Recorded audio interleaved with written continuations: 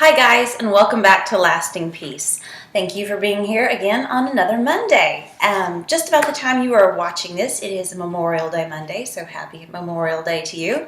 My husband and I will be scurrying frantically around our house because tomorrow we have people coming to box everything up for us, and Wednesday we have them coming to load the truck, and Thursday we drive away to our new home in Tennessee, and Friday hopefully we get to unpack. So keep me in your prayers as we focus on or attempt to focus through the chaos.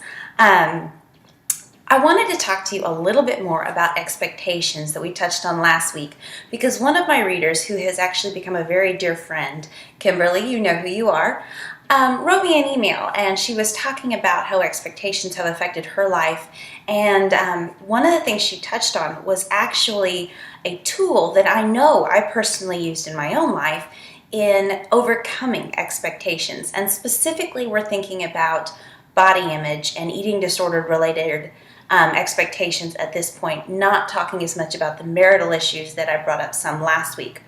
So this was part of Kimberly's email to me, and I want you to think about how you could possibly apply this to your own life if you're dealing with an eating disorder and body dysmorphia, or that is a distorted view of your own body, or other things where you have high expectations for yourself and maybe not the equal types of expectations of others, or perhaps you have very high expectations of others and find that you're being failed constantly, and it leads to disappointment and disillusionment. So this is something Kimberly actually practiced, and I will tell you too that I have found myself using this tool often in my own life to counteract the poisonous effects of expectations. And this is Kimberly's words. Anyway, I did lots of people watching while I was there. And you know what I realized? We are all so different. Really, I realized how narrow-minded I've been.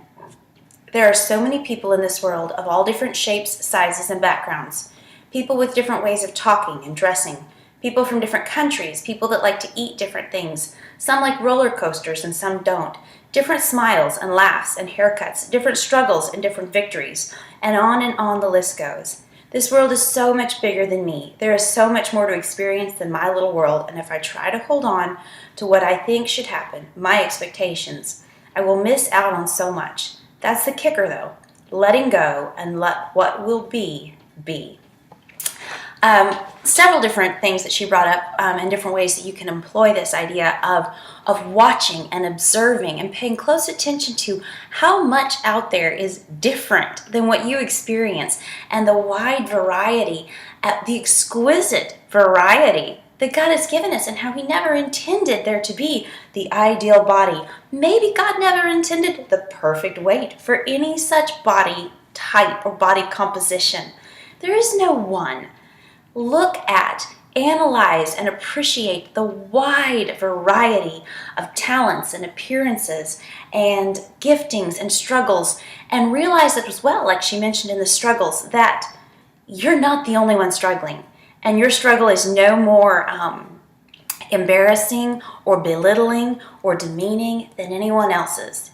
If you or I struggle with an eating disorder, that is no more embarrassing or a sign of weakness than someone who struggles with, you name it. So I want you to think about that. Think about, and maybe practice this week, analyzing or experiencing on a broader spectrum all of the differences that there are in people, and maybe actually looking at how many people you know and love that don't have the ideal body that you're so desperately striving for. And wonder with me if those expectations have any ground or are warranted in any way. I want to leave you with a quote by one of my favorite pastors that I quote often. His name is Stephen Furtick, and I couldn't tell you which message this came from because I've heard him say it a few different times. But he says, one of the reasons we struggle with insecurity is because we're comparing our behind the scenes with everybody else's highlight reel. I'll leave you with that, and I'll see you next Monday from my new house in Clarksville, Tennessee. Take care.